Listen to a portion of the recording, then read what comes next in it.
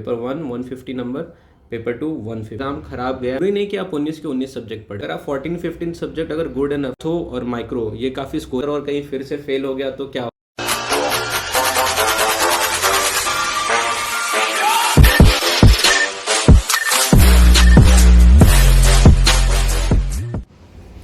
Hello guys, welcome back to Jeet blog. So आज हमारे साथ हमारी यूनिवर्सिटी के हमारे सीनियर भैया डॉक्टर शुभम भारती भैया ने अभी एफएमजी क्लियर किया है। तो आते हैं इनसे पूछते हैं इनकी एक्सपीरियंस और इनकी जर्नी के बारे में, और एफएमजी का एग्जाम पैटर्न कैसा है नहीं है, सारी चीज़ें करके इस वीडियो में बात करेंगे। तो वेलकम टू जीत ब्लॉग्स भैया। थैंक यू सो मच जीत। और हेलो एवरीवन, मेरा नाम शुभम भारती है और मतलब कि इस साल मैंने एफएमजी का एग्ज़ाम पास करा 2023 जनवरी। और इस टाइम हाँ हाँ हाँ सबसे पहले है क्या कि मतलब ये जो एफएमजी का एग्ज़ाम पैटर्न जो होता है, ये आप बता दीजिए कि एग्ज़ाम पैटर्न और उसका। तो देखो बेसिकली एफएमजी क्या होती है। हाँ, बेसिकली एफएमजी क्या है, ये एक लाइसेंसिंग एग्ज़ाम है फॉर मेडिकल ग्रेजुएट। इसमें 300 क्वेश्चंस आते हैं, जिसमें कि दो सिटिंग में एग्ज़ाम होती है, paper 1 and paper 2। Paper 1 150 number, paper 2 150। और पेपर 1 पे तुम्हें 150 मिनट्स मिलेंगे, पेपर 2 में 150 मिनट्स मिलेंगे। ठीक है, तो इसमें तुम्हारे पेपर 1 में मोस्टली पैराक्लिनिकल्स क्वेश्चन आते हैं। Paper 2 is all clinicals, but हो सकता है कि मे भी कुछ पार्ट पैराक्लिनिकल्स पेपर 2 में आ जाए या कुछ क्लिनिकल्स पेपर 1 में आ जाए, बट मोस्टली पेपर 1 इज़ पैराक्लिनिकल्स और पेपर 2 क्लिनिकल्स होते हैं। हाँ, और इसमें टोटल 19 सब्जेक्ट्स होते हैं एग्ज़ाम में, और मिनिमम टू पास होता है 50%, विच इज़ 150 मार्क्स। तो भैया ये क्या एक ही दिन हो जाती है दोनों पेपर या अलग अलग डेट में? ये सेम डे होती है एक्चुअली। ये काफ़ी लंबा एग्ज़ाम होता है। सुबह जाना पड़ता है हमें ऑलमोस्ट समझिए 7:30 in the morning. Exam start हो जाती है 9 बजे। फर्स्ट सिटिंग ख़त्म होती है 9 से लेकर 11:30 बजे चलती है, 2.5 घंटे। ठीक है, फिर एक ब्रेक होता है बीच में, फिर वापस से 2 से लेकर 4:30 तक एग्ज़ाम होती है। तो जो सेकंड पेपर होता है वो थोड़ा टायरिंग होता है, बट फर्स्ट पेपर में आप फ्रेश होते हो बिल्कुल। तो ओवरऑल सेम डे पे पेपर होती है, इसलिए थोड़ा हेक्टिक होता है, लेकिन ओवरऑल गुड पेपर होता है। अच्छा, अगर किसी का फर्स्ट पेपर थोड़ा सा भी गड़बड़ हो गया तो सेकंड पेपर? देखिए, ये तो कोई नहीं कह सकता कि पेपर 1 अच्छा जाएगा या पेपर 1 बुरा गया तो पेपर 2 अच्छा जाए, या फिर पेपर 1 बुरा गया तो पेपर 2 भी बुरा जाए। अगर पेपर 1 बुरा गया तो कोई बात नहीं, वहाँ से एटलीस्ट आप कुछ तो स्कोर करोगे, मिनिमम आप 40-50 करोगे ही करोगे। कितना भी अगर हो जाए तो आपको मेक श्योर करना है कि अगर एग्ज़ाम ख़राब गया मेरा पेपर 1, तो उससे सैड नहीं होना है। वो तो नेचुरल सा चीज़ है कि आपका पेपर 1 ख़राब गया है, तो सेकंड पेपर नो डाउट आप अच्छा जा सकते हो। प्लस आपको वो है कि आपको बुरा नहीं फील करना है, अपने आप को आपको डाउन नहीं फील करना है। You have to be confident कि मेरा पेपर 2 अच्छा जाएगा। कॉन्फिडेंस इसमें बहुत ज़्यादा ज़रूरी है। आपको ट्रस्ट करना है अपने आप पे, अपने इंस्टिंक्ट पे ट्रस्ट करना है, आपने जो पढ़ा है अपने टीचर्स पे, इस पे आपको ट्रस्ट करना, तो फॉर श्योर अच्छा जाएगा पेपर, नेक्स्ट पेपर। और भैया इसमें क्या था कि 19 सब्जेक्ट्स टोटल होते, तो इसमें डिफ्रेंशिएट कैसे करें? क्योंकि टोटल 19 सब्जेक्ट्स कवर करना एक साथ तो बहुत मुश्किल हो जाता है, और उसके बाद अगर कवर कर भी लेते हो तो क्या रिवीजन करते वक्त, तो इसको छांटना कैसे? इंपॉर्टेंट टॉपिक्स क्या है, इंपॉर्टेंट सब्जेक्ट कौन सा है जिसको कम समय में पढ़ के पास हो जाए? क्योंकि यहाँ पे जो अब्रॉड से बच्चे वापस जाते हैं इंडिया, तो उतने टाइम नहीं रहते सबके पास, तो वो कैसे कर सकते हैं? हाँ, तो देखिए बेसिकली मैंने बताया कि ये 19 सब्जेक्ट्स होते हैं। ठीक है, अब ज़रूरी नहीं कि आप 19 के 19 सब्जेक्ट पढ़ें। ठीक है, और ऐसा ज़रूरी भी नहीं है एज़ पर, अगर आप एग्ज़ाम का पैटर्न भी देखें तो ये ज़रूरी भी नहीं है कि आप टोटल 19 सब्जेक्ट पढ़ें तो ही आप पास होंगे।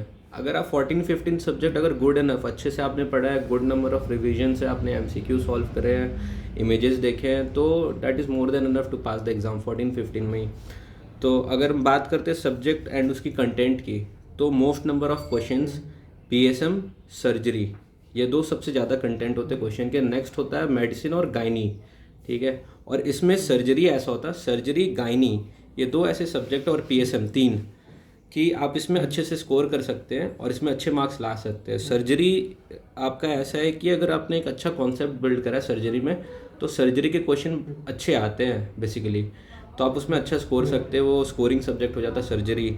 नेक्स्ट आपका गायनी के काफ़ी अच्छे अच्छे टीचर्स हैं, तो आप उसमें काफ़ी अच्छा पढ़ते हो और गायनी में आप अच्छा स्कोर कर सकते हो। और पीएसएम ऐसा है कि पीएसएम एक सब्जेक्ट है जिसको आपको रटना पड़ेगा, आप उसको समझ नहीं सकते, आपको रटना पड़ेगा। और एक बार अगर आपने उसको रट लिया, वो इंटरेस्टिंग भी कहीं ना कहीं वो थोड़ा बोरिंग भी लगेगा, लेकिन ओवरऑल ठीक सब्जेक्ट है। अगर आपने उसको इंटीग्रेट करा दूसरे सब्जेक्ट से तो आप उसको पढ़ सकते हो। और उसके ऐसे होते हैं कि अगर उसमें मान लीजिए कि 40 क्वेश्चंस आते हैं पीएसएम में, तो आप उसमें कम से कम 30 to 35 आप स्कोर कर सकते हैं आराम से, ईजिली, अगर आपने अच्छे से पढ़ा है तो।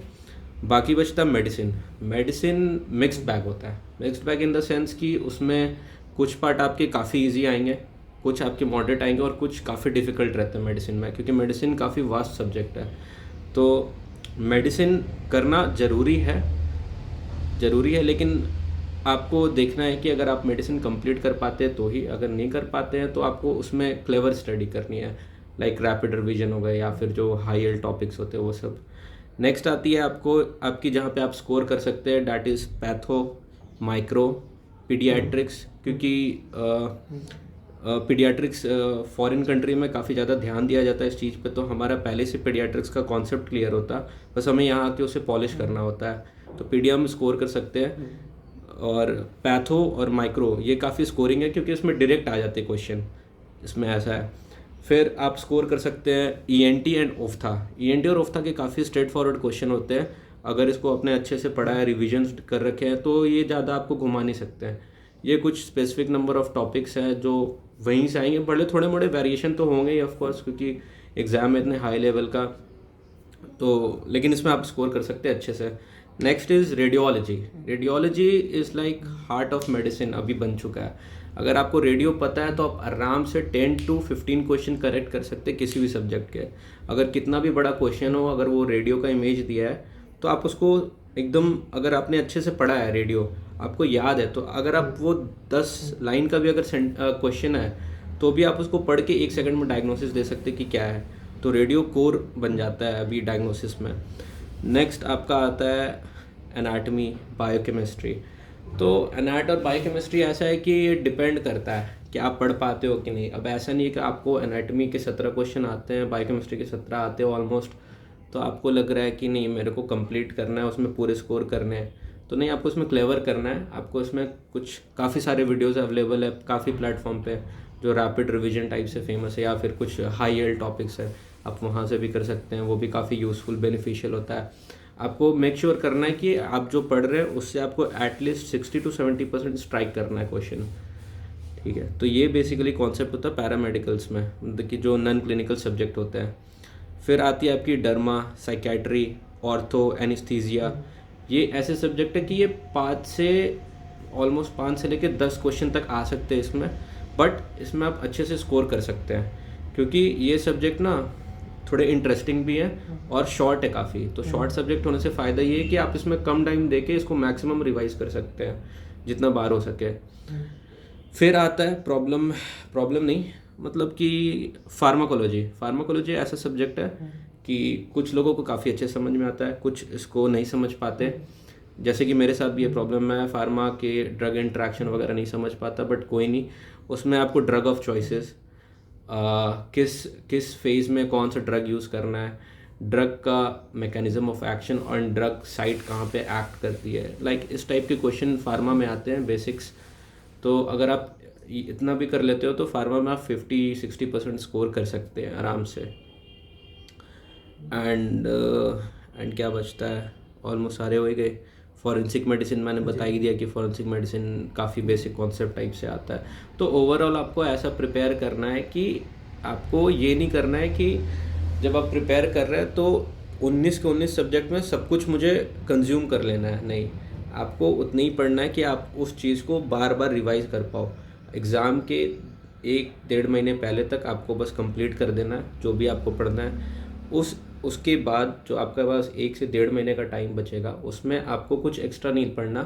पढ़ सकते हो आप, ऐसा नहीं है, मना नहीं कर रहा, लेकिन आपको उसमें मेक श्योर करना है कि जो आपने पढ़ा है, जितने भी सब्जेक्ट, 14 सब्जेक्ट, 15 सब्जेक्ट, जितने भी आपने पढ़े हैं, उसको आपको एटलीस्ट 4 to 5 टाइम्स रिवाइज करना है अलॉन्ग विथ MCQs। एमसीक्यूज इसलिए ज़रूरी हो जाती है कि अगर हम पढ़ते रहें, पढ़ने से क्या है, टीचर हमें कॉन्सेप्ट दे देते हैं, बट जब क्वेश्चन आजकल आते हैं वो क्वेश्चन क्लिनिकल्स होते हैं और थोड़े से ट्विस्टेड होते हैं, डिफ़िकल्ट नहीं होते बट वो ट्विस्टेड होते हैं। ट्विस्टेड में क्या होता है कि हमने तो पढ़ रखा है, कॉन्सेप्ट क्लियर है, लेकिन एमसीक्यू करने से ये फ़ायदा होगा कि जब हम एमसीक्यू करेंगे तो हमें डायरेक्शन पता चलेगा कि किस वे में हमें क्वेश्चन ले करके जा रहा है। तो ये एमसीक्यू सॉल्व करना along with the topic and revision बहुत कंपलसरी है, मतलब मस्ट है, ये बिल्कुल मस्ट टू डू है कि आप एग्ज़ाम के पहले ये सब कंटिन्यू करें। और एमसीक्यू सॉल्व करने से आपका फोकस मेंटेन रहता है, आपकी क्वेश्चन सॉल्विंग एबिलिटी अच्छी हो जाती है एंड आप टायर्ड कम होते हो क्वेश्चन सॉल्व करने में, क्योंकि एग्ज़ाम में लेंदी क्वेश्चन आएंगे फॉर श्योर। अच्छा भैया, तो यूनिवर्सिटी में जो हम लोग पढ़ाई करते हैं, तो यूनिवर्सिटी में आप कौन सा बुक प्रीफर करोगे, मतलब कि कौन कौन सा बुक ले जाना चाहिए या कौन सी बुक से पढ़ाई करना चाहिए? देखो फ़िलहाल तो यूनिवर्सिटी में जो मटेरियल्स वगैरह देते हैं, अगर आप उसको भी पढ़ो तो उसमें भी काफ़ी इन्फॉर्मेशन होते हैं, बट अब आजकल जैसे कि चल रहा है जो मतलब क्या बोले, ये ऐप्स वगैरह चल रहे हैं, जैसे प्रेप हो गए आपके, मैरो वगैरह हो गए, मिस्ट हो गया आपके, AFMG हो गए, काफ़ी सारे हैं कोचिंग। तो अगर जैसे कि अब आजकल जैसे एग्ज़ाम में डिफ़िकल्ट होते जा रहे हैं तो बच्चे चाहते हैं कि हम पहले ही से प्रिपेयर करना स्टार्ट कर दें, विच इज़ वेरी गुड कि आप पहले से प्रिपेयर करो तो आपको वो बर्डन नहीं रहेगा लास्ट टाइम को, जो मैंने आपको बोला कि 19 में से 14 करो, 15 सब्जेक्ट करो। आप अगर पहले से पढ़ोगे तो आपके पास टाइम ज़्यादा रहेगा और सब्जेक्ट ऑलरेडी कंप्लीटेड होंगे, तो आप उस चीज़ को अच्छे से कर सकते हो। तो आपको बस एक कोई भी सोर्स होना चाहिए, इट डजेंट मैटर कहाँ से आप पढ़ रहे हो, बस कोई एक सोर्स होना चाहिए एंड ट्रस्टेड सोर्स होना चाहिए। लाइक फॉर एग्जांपल कोई XYZ इंस्टीट्यूशन का आपने सब्सक्रिप्शन ले लिया है, ठीक है, या फिर अगर आपके पास किसी इंडियन ऑथर का बुक है तो आप उस बुक को मेक श्योर करो कि अच्छे से आप पढ़ो। आपकी क्लास में काफ़ी अच्छा डिस्कशन होता है वहाँ पे, जो टॉपिक है आप उसको पढ़ो अच्छे से, एंड बस यही है, बेसिक्स क्लियर होने चाहिए, बस इतना ही। बाकी जो है, जो भी आपका सोर्स है पढ़ाई का, जो भी सोर्स है आपका प्लेटफॉर्म या जहाँ पे भी आपने ऐप वगैरह परचेज़ किया है, वो मोर देन इनफ है आपके एग्ज़ाम के लिए। तो ये रिवीजन का क्या सीन होता है भैया, जो लास्ट मंथ रिवीजन रहता है वो कैसे करते हैं? देखिए रिवीजन ऐसा है ना कि इस एग्ज़ाम में आपको रिवीजन ही है जो आपको सक्सेस की तरफ लेके जाएगा, क्योंकि पता है इस एग्ज़ाम में ऐसा होता ना कि 4 ऑप्शंस होंगे, चारों के चारों क्लोज होंगे। अगर 4 में से आपने एक्सक्लूड भी कर लिया तो आप पक्का अगर आपने 3 मतलब 2 हटा भी दिए, 2 ऑप्शन आपके पास बचेंगे, आप उस 2 में कंफ्यूज होंगे अगर आपने रिवीजन कम कर रखा है।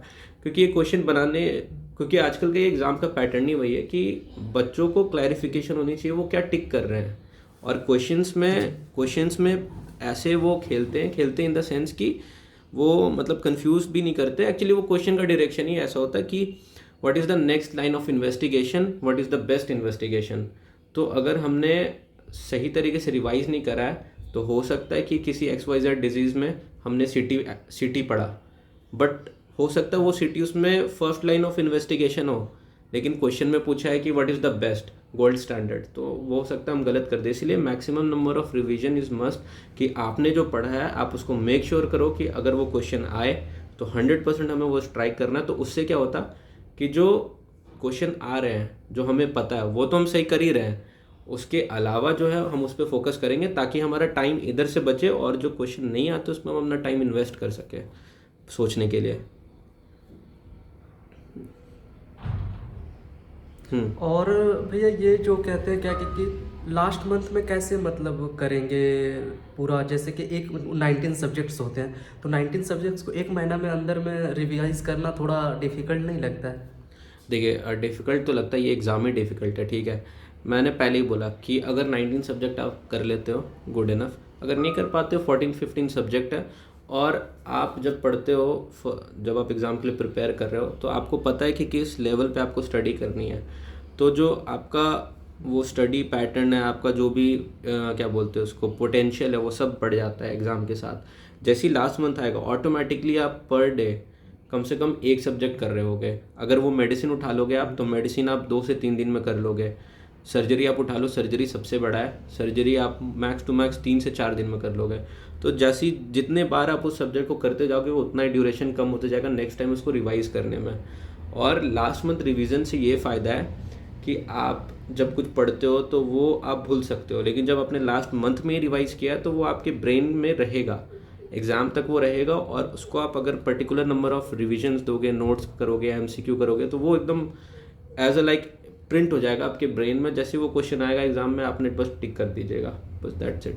तो रिवीजन एमसीक्यू ये 2 की है एग्ज़ाम पास करने के लिए। एंड लास्ट मंथ में आपको ये नहीं करना है, जैसे बहुत सारे हो जाते हैं कि या तो आप मान लीजिए आपने बहुत अच्छा प्रिपेयर कर लिया तो लास्ट मंथ में आप लूज़ हो जाते हैं। कुछ ऐसे जिन्होंने स्टार्टिंग में नहीं करा अच्छे से, वो लास्ट मंथ में आके हताश हो जाते हैं, हार मान जाते हैं या फिर डर जाते हैं कि अरे 1 महीने बचे वो कैसे होगा। तो ऐसा नहीं है, लास्ट मंथ में आप गेम चेंज भी कर सकते हो और आप सही को गलत भी कर सकते हो और गलत को सही भी कर सकते हो। 1 महीने बहुत बड़ा टाइम होता है जिसमें आप अपना अच्छे से टाइम इन्वेस्ट करके, रिविजन्स करके, एमसीक्यू सॉल्व करके, और लास्ट मंथ पे आपको एक ऐसी स्ट्रेटजी चाहिए कि आपको पता होना चाहिए कि आपको क्या पढ़ना है क्या नहीं पढ़ना है। लास्ट मंथ में आपको ये नहीं करना है कि जो सोर्स मिलते जा रहे हैं, क्योंकि इंटरनेट ऐसा है कि आप जो देखोगे आपको सोर्स अनलिमिटेड अवेलेबल है। तो आपको एक टीचर रखना है, एक सब्जेक्ट रखना है, वो जो पढ़ा रहा है आपको उस पर ट्रस्ट करना है और उसको बस आपको ऑनेस्टली उसको फॉलो करना है, दैट्स इट। उससे ज़्यादा कुछ नहीं। जो आपने पढ़ा है टीचर पर ट्रस्ट करिए, उस सोर्स को ट्रस्ट करिए, उस एमसीक्यू को जो सॉल्व कर रहे हैं ऑनेस्टली उसको सॉल्व करिए, एंड दैट्स इट। वो मोर देन एनफ है। किसी भी सब्जेक्ट को मिनिमम 3 to 4 टाइम्स रिविजन तो मस्ट है। तो 3 to 4 time revision, MCQ and source ये मस्ट है फॉर लास्ट मंथ। सो भैया बात ये बेसिकली आ जाती है कि जो एक तो अब प्रेपलेडर का नोट्स आने लगा है, प्रेपलेडर का या ऑनलाइन जो प्लेटफॉर्म है उसकी नोट्स कोई आती भी है, platform, प्रिंटेड हाँ, आती है, बुक्स टाइप की है जी। और एक अपना नोट्स क्रिएट करते या अपना नोट्स नहीं क्रिएट कर पाए तो वो प्रेपलेडर वाला से नोट्स से तो काम चल जाएगा। हाँ हाँ, बिल्कुल बिल्कुल बिल्कुल। अगर देखिए 2 तरह के स्टूडेंट होते हैं, सब कोई सेम नहीं हो सकता। कुछ ऐसे होंगे जो उस पर्टिकुलर कुछ टाइम में वो नोट्स भी बना सकते हैं और प्रेप के नोट्स भी पढ़ सकते हैं। कुछ ऐसे होंगे जो नोट्स नहीं बना पाएंगे और प्रेप के नोट्स पढ़ेंगे। तो ये कोई फ़र्क नहीं पड़ता, क्योंकि at the end of the day आप नोट्स में वही होगा जो टीचर बोलेगा। एक डिफरेंस ही होगा, एक प्रिंटेड होगा, एक आपने खुद बना रखा है। खुद बनाओगे तो अच्छी बात है, कोई दिक्कत नहीं है। वो आप खुद बनाओगे तो वो आपके मेमोरी में और अच्छे से जाएगा। बट अगर बुक से भी पढ़ रहे हो, आपके पास जो नोट्स है उससे भी कोई फ़र्क नहीं पड़ता, आप उससे भी पढ़ सकते हो। तो नोट्स बनाना अगर आप बना सकते हो तो बनाओ, नहीं बना सकते हो कोई दिक्कत नहीं, उसको मोर नंबर ऑफ रिविजन्स दो। और बाकी ऐसे कैसे प्रिपेयर किए? शॉर्ट नोट्स तो Short notes? देखिए शॉर्ट नोट तो ऐसे कि जो मैंने तो प्रेपलैटर यूज़ करा था, तो प्रेपलैटर की जो रैपिड रिवीजन है बहुत अच्छी है। तो जो रैपिड रिवीजन के नोट्स थे, एक्चुअली मैंने रैपिड रिवीजन के नोट्स परचेज करे थे और बाकी मैंने बड़े नोट्स खुद से बनाए थे, मतलब फुल वीडियोस के। तो एंड में बस मैंने वो रैपिड रिवीजन का नोट्स पढ़ा। और short note in the sense कि मैंने टॉपिक्स कुछ थे, हर सब्जेक्ट में कुछ पर्टिकुलर टॉपिक्स होते हैं, कुछ थीम होते हैं जो मेरे को लगा कि मैं मिस कर रहा हूँ या फिर मेरे को याद नहीं हो रहा। तो एंड में मेरे पास एक चार्ट था प्रिपेयर्ड ऑल 19 सब्जेक्ट का, उसमें मुझे पढ़ना क्या था, क्या नहीं पढ़ना है और मेरे से गलती क्या हो रही है, ये सारे मैंने प्रिपेयर करके रखे थे और उनको लास्ट में बस मैं रिवाइज कर रहा था। और फिर भी जब एग्जामिनेशन सेंटर पे गए तो वो कैसा फील हो रहा था, मतलब क्या कि पैनिक टाइप का, उससे उस सिचुएशंस को कैसे हैंडल किए? ये जैसे एग्जामिनेशन सेंटर जाते ही, ये तो सिंपल सी बात है, ये ह्यूमन बिहेवियर है। मोस्टली बच्चे तो मतलब कि पैनिक होते ही हैं। एग्ज़ाम में तो पैनिक होना वो लाजमी बात है, मतलब। बट उसमें ऐसा है कि आपको कंट्रोल रखना है अपने आप पे, आपको डरना नहीं है, क्योंकि आपका ब्रेन बेस्ट फंक्शन करता है जब आप खुश हो रहे हो, जब आप नॉर्मल हो। अगर आप डर जाओगे तो उस टाइम सही से काम नहीं करेगा और क्वेश्चन सॉल्विंग एबिलिटी आपकी कम हो जाती है अगर आप पैनिक हो जाते हो। पैनिक हो गए तो जो नहीं मिस्टेक करना है आप वो वाले भी मिस्टेक करोगे जो सिली मिस्टेक होते हैं। और सिली मिस्टेक इस एग्ज़ाम में कोई आपको क्या कहते हैं, एक चेंज, मतलब कि रिजल्ट में आपके पास या फेल में एक डिफरेंस दे सकता है एक सिली मिस्टेक भी। तो आपको मेक श्योर करना है कि कोई रिलैक्स रहने का सबसे बेस्ट तरीका है कि एग्ज़ाम के पहले अपने अच्छे से रिवाइज कराओ टॉपिक्स वगैरह। और एग्ज़ाम में चलो ये ना केस अगर आपको डर भी जाते हो, आप मान लो कि आप थोड़े से एनजाइटी हो रही है आपको कि एग्ज़ाम है, कोई बात नहीं, आप रिलैक्स करो थोड़ी देर। आपके पास 1 घंटे का टाइम होता है एग्ज़ाम स्टार्ट होने में, from the time of entry till that exam begin आपके पास 1 घंटे का टाइम होता है। आप उस 1 घंटे में रिलैक्स करो, आराम से पानी वानी पियो, अंदर पानी भी अवेलेबल होता है सेंटर पे, आप फ्रेश एयर लो, अच्छे से अपने आप को रिलैक्स करो, सो जाओ, आपके पास 1 घंटे का टाइम है, बहुत है। बट आपको एग्ज़ाम देना है तो बिल्कुल फ्रेश माइंड से और बिना डरे, किसी कॉन्सिक्वेंसेस के बारे में आपको नहीं सोचना है कि क्या हो सकता है, व्हाट इफ़ मैं क्या कर सकता था, क्या नहीं कर सकता था, एग्ज़ाम का रिजल्ट क्या होगा, पेपर कैसा आएगा, कुछ नहीं। क्वेश्चन पेपर ओपन होगा, आपको बस सॉल्व करते जाना है नॉर्मली, कुछ नहीं सोचना आपको, क्योंकि जितना आप सोचोगे उतना आप डरोगे। तो कम सोचो, एग्जाम पे फोकस करो, क्वेश्चन सॉल्व करो जो आपके सामने स्क्रीन पे, पीछे क्या सॉल्व किया, आगे क्या होगा, इस पर ध्यान नहीं देना बिल्कुल भी। और भैया ये होता है ना कि अगर फर्स्ट अटेम्प्ट में नहीं हुआ, जैसे करंट बार में नहीं हुआ, फिर सेकंड में हुआ, तो वो जो फर्स्ट वाला जो प्रेशर रहता है सेकंड में वो डबल प्रेशर हो जाता है, उसको कैसे टैकल करना है? क्योंकि यहाँ का रेशियो भी कम है, पासिंग रेशियो, तो उसको कैसे टैकल करना है? वो तो फर्स्ट चांस में नहीं हुआ, सेकंड में हुआ, ये एक्चुअली थोड़ा पता है, ये ना पर्सन टू पर्सन वेरी करता है। कुछ ऐसे होते हैं कि फर्स्ट में नहीं हुआ, सेकंड में के लिए वो पहले ही हताश, डर जाते हैं कि आगे क्या करूँगा मैं, यही वो डर जाते हैं। हाँ, और यही डरने सबसे में main यही होता है हाँ, कि हाँ कि कुछ होगा भी नहीं है, वो डिग्री फालतू हो गया मतलब। हाँ हाँ हाँ, कुछ तो ऐसे हो जाते हैं कि शायद उन्होंने बहुत मेहनत करा हो एग्ज़ाम में, किस्मत अच्छा नहीं हो, वो पास नहीं हुए, और अब अगले एग्ज़ाम में उनको क्या है कि अगर मैंने मेहनत कर भी लिया, क्योंकि उसने मेहनत तो कराई है, तो उसको ऐसा लगता है कि मैंने मेहनत तो कराई है, अब मैं फिर से मेहनत करूँ और कहीं फिर से फेल हो गया तो क्या होगा। तो इसका एक ही आंसर है कि अगर मेहनत नहीं करोगे तो फेल होना ही है, अगर मेहनत करोगे तो हो सकता है पास हो जाओ, है कि नहीं? मेहनत करोगे तो हो सकता है पास हो जाओ, अगर नहीं करोगे तो फिर तो फॉर श्योर फेल होना ही है। उस नॉलेज को जो तुमने 6 महीने पहले पढ़ा है, वो 6 महीने बाद नहीं रहने वाला दिमाग में। तो कॉन्सिक्वेंसेस कुछ भी हो, अगर आपको पता है कि मेरे को एफएमजी पास करना है तो आपको पढ़ते रहना है। इट डजेंट मैटर आपका फर्स्ट चांस में हो, सेकंड में हो, थर्ड में हो, फोर्थ में हो, कभी ना कभी आपका निकलेगा फॉर श्योर। बट आपको एक कंटिन्यूटी मेंटेन रखनी है और आपको कंसिस्टेंट रहना अपने स्टडीज़ में, और डरना नहीं है। अगर डरोगे तो और डर लगेगा, क्योंकि क्वेश्चंस ऐसे होते जा रहे हैं कि आपको डरा देंगे। तो बाकी ऐसा कुछ नहीं है, अगर फर्स्ट में निकला कोई बात नहीं, और मेहनत करो, सेकंड में होगा, सेकंड में नहीं हुआ कोई बात नहीं। आपको अपनी टैक्टिक्स चेंज करनी होगी, आपको पता करना है कि मेरे कौन से सब्जेक्ट वीक हैं, कहाँ पे मैंने क्या गलती करी। सबसे पहले आपको क्वेश्चन पेपर निकालना, उस वाले मतलब जो आपने अपीयर किया था करंट एग्ज़ाम, उसका क्वेश्चन पेपर निकाल के सेल्फ इवैल्यूएशन बहुत ज़रूरी है। और सेल्फ इवैल्यूएशन इज़ ऑनेस्टी, आपको ऑनेस्टली करना है अपने आप के साथ, क्योंकि ये एग्ज़ाम किसी और के लिए कोई मैटर नहीं करता, ये आपके खुद के लिए। तो ऑनेस्टी बहुत ज़रूरी है इसमें, आपको खुद से इवैल्यूएट करना है कि हाँ मैंने ये गलत किया था, और उस टॉपिक को या फिर वो सब्जेक्ट को पर्टिकुलरली अगर आपके कम नंबर आएगा, अपने क्वेश्चन गलत किया, आपको मेक श्योर करना है कि मैं नेक्स्ट एग्जाम में इस टॉपिक को एटलीस्ट या फिर इस सब्जेक्ट को एटलीस्ट इतना स्ट्रॉन्ग करके जाऊँ कि यहाँ से क्वेश्चन आए तो मैं 100% सही करूँ। और भैया ये लास्ट क्वेश्चन क्या कि सबके एक दो अपने यूनिवर्सिटी के भी भैया लोग बोले थे पूछने के लिए, क्या कि जो बंदा अभी तक जो 6th ईयर में और अभी तक प्रिपरेशन कुछ भी नहीं है अब, तो उनके लिए क्या कहना चाहेंगे आप? देखो, दो ही चीज़ बोलूँगा। 6 साल मस्ती करे, 6 महीने का टाइम है एग्ज़ाम में, ठीक है। 6 साल जो भी करा कोई बात नहीं, अगर पढ़े होते तो बेटर होता, बट कोई दिक्कत नहीं है, देर है पर अंधेर नहीं। 6 महीने का टाइम मिलेगा, तुम जब से इंडिया होगे लेकर के एग्ज़ाम तक, 6 ही नहीं 4 महीने जो भी हो, 4 से 5 महीने। अब तुम्हें पता है कि तुमने पहले पढ़ा नहीं, तो स्ट्रेटजी तुम्हारी वैसी होनी चाहिए कि मुझे नेक्स्ट मंथ्स में कमिंग जो भी है 4, 5, 6 महीने जितने भी ड्यूरेशन मिले एग्ज़ाम के लिए, उसमें तुम्हें ऐसा अपने आप को एनालाइज करना है। अपना तो पहले वीकनेस पता होना चाहिए, स्ट्रॉन्ग पॉइंट और वीकनेस। जो स्ट्रॉन्ग पॉइंट है उसको हमें, ठीक है, उसको पॉलिश करना है। जो हमारा वीक पॉइंट है उस पर मेक श्योर करना है कि हम इतना हार्डवर्क करें कि हमें वो फ़ायदा दे। और ऐसा भी हार्डवर्क नहीं करना है कि आपने मेहनत करा लेकिन कोई फ़ायदा ही नहीं मिला। अब हम बैठ के एनाटमी पढ़े जा रहे हैं, एक महीने एनाटमी पढ़ रहे हैं बट याद ही नहीं हो रहा, तो वो हार्डवर्क है बट वो फ़ायदा नहीं देगा आपको। आपको ऐसा हार्डवर्क करना है कि एनाटमी आपने पढ़ा 1 हफ्ते और आपको 5 दिन का याद है, जो आपने 5 दिन पढ़ा है, वो आपका हार्डवर्क विद क्लेवर स्टडी। तो ये आपकी जो स्टडी होनी चाहिए वो आपकी क्लेवर प्लस हार्डवर्क दोनों होनी चाहिए, ताकि क्योंकि आपके पास ड्यूरेशन कम है, आपको एक अच्छा मतलब पेपर, नो डाउट एफएमजी के लेवल काफ़ी अच्छी हो चुकी है, तो आपको मेक श्योर करना है कि वो एग्ज़ाम को निकालना है, और इसमें कोई मैटर नहीं करता मार्क्स या फिर रैंक, इसमें कुछ नहीं होता। तो आपको बस 150 लाना है, दैट्स इट।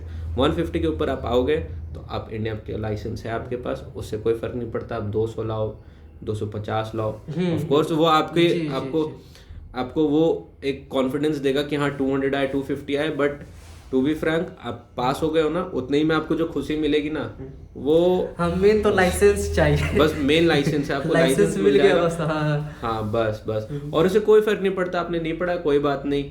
एक एवरेज स्टूडेंट भी आराम से इस एग्ज़ाम को निकाल सकता है, बट आपको मेहनत तो करना पड़ेगा। आप पहले नहीं करा मेहनत, कोई बात नहीं, अभी करोगे। अगर अभी के 6 महीने नहीं करे तो आपको नेक्स्ट अटेम्प्ट करना होगा। तो आपको डिसाइड करना है कि कब आपको मेहनत करना है। अगर इस 6 महीने में आप मेहनत करके निकालना चाहते हो तो वेलकम, आप आराम से करके आराम से निकाल सकते हो एग्ज़ाम, क्योंकि इंडिया में इतने अच्छे अच्छे टीचर्स हैं सारे, आपको बहुत ही अच्छे गाइडेंस मिलेगी, और बस आपको फॉलो करना है उनको ऑनेस्टली, बस दैट्स इट। वो एग्ज़ाम आराम से निकल जाना है। थैंक यू भैया, अपना एक्सपीरियंस और जर्नी मेरे चैनल पे शेयर करने के लिए बहुत बहुत आपका धन्यवाद और शुक्रिया। सो गाइज Thank you अगर so much, वीडियो अच्छी भैया। लगी तो प्लीज़ जी, सो गाइज अगर वीडियो अच्छी लगी तो please do like, subscribe, share and comment. And किसी के मन में क्वेश्चंस अभी भी आ रहे हैं इतने कवर करने के बावजूद भी, तो आप कमेंट बॉक्स में कमेंट कर सकते हो, तो कोशिश करेंगे कि वहाँ पे आपका आंसर मिल जाए। तो please and please do like, subscribe, share and comment. See you in next blog, bye bye. Thank you so much.